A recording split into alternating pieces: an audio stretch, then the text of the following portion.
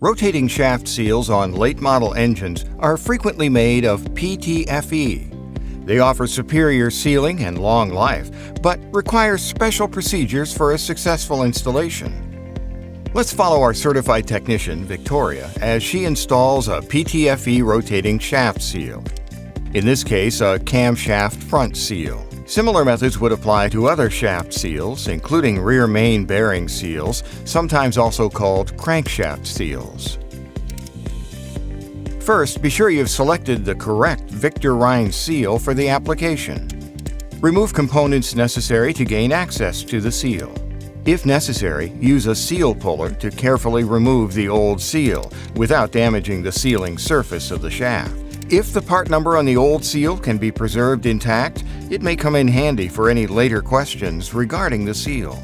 Carefully clean the shaft and all exposed surfaces. Inspect for any debris on the shaft or damage to its surface. Before installing the new seal, be certain that the shaft is clean, oil-free, and not grooved. At this point, you'll encounter the major difference between installing a PTFE seal on a rotating shaft versus installing a rubber seal. Whereas rubber seals require that their sealing lip be lightly oiled before installation, a PTFE seal must never have the sealing surface lubricated during installation. Lubricant would prevent it from conforming properly to the shaft, resulting in leaks or failure. The new seal should be placed in position using any installation aids provided. It must be installed firmly in place, exactly perpendicular to the shaft.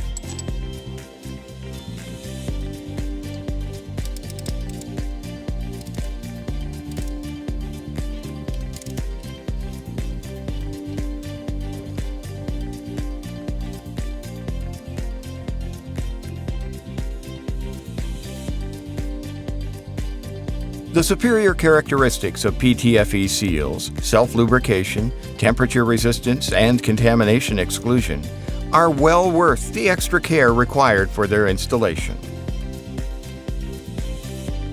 Reinstall other components, start the engine, and check for leaks. The vehicle should now be ready for many miles, or kilometers, of leak-free operation.